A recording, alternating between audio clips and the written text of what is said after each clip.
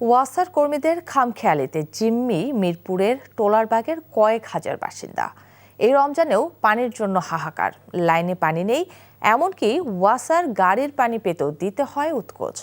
এমন নৈরাজ্যকর পরিস্থিতির কথা স্বীকার করে ওয়াসার কর্মকর্তারা বলছেন, চুক্তিভিত্তিক নিয়োগ দেয়া কর্মীদের বেতন না দেওয়ায় এমন অমানবিক পরিস্থিতি।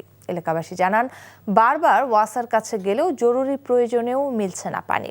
শিউলি রায়ের রিপোর্ট।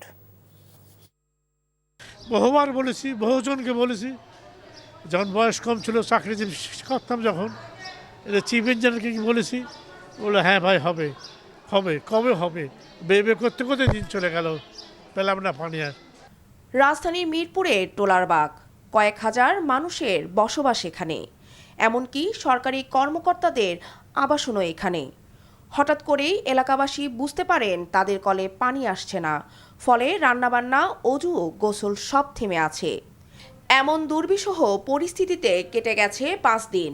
সময়ের সাথে পাল্লা দিয়ে বাড়ছে মানুষের ভোগান্তি। প্রতি ঈদের আগেই কৃত্রিম সংকটের মুখে পড়ে এলাকাবাসী।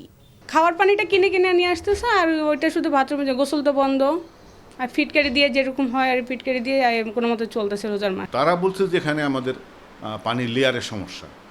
জিজ্ঞাসা করলাম যে গাড়ি কত করে, বললো যে পার গাড়ি হলো 400 টাকা করে। 400 টাকার গাড়ি, পার গাড়িতে আমরা দিলাম 500 টাকা করে, এবং ঠিকই আমরা 10 গাড়ি পানি নিলাম, ড্রাইভারই ম্যানেজ করে দিল। এখানে ওই অফিস থেকে যে বলে যে দুই গাড়ি আমাদেরকে দিতে পারবে, ওই 2 গাড়ির টাকায় কিন্তু সরকার পাবেও, তাও 400 মাত্র 800 টাকা, কিন্তু আমরা দিচ্ছি প্রতি গাড়িতে 500 টাকা করে, আর 10 গাড়িতে 5000 টাকা।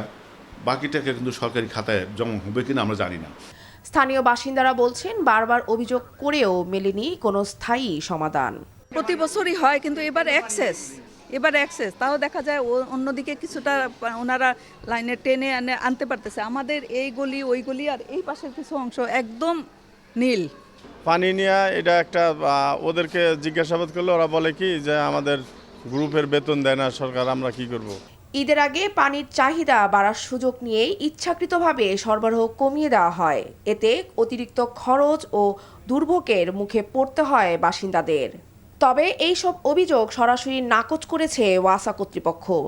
এখানে আসছি ভাই, এমডি স্যারের সাথে আমরা দেখা করবো, কথা বলবো যে বেতন না পেলে যদি কাজে যোগ না করে শুধু টোলারবাগ না আর অন্যান্য অঞ্চলে খুব মেসাকার ঘটবে, এই মেসেজটা দিয়ে যাচ্ছে। যদি বেতন না পায় সে কেন যাবে? ওটাও কি ওর দায়িত্ব পড়ছে? যদি বেতন না পায় ওরা যাবে? ওরা এটা পিছিয়ে মিছিল মিটিং করতেছে, আপনি এটা পিছিয়ে এসে দেখেন কি অবস্থা।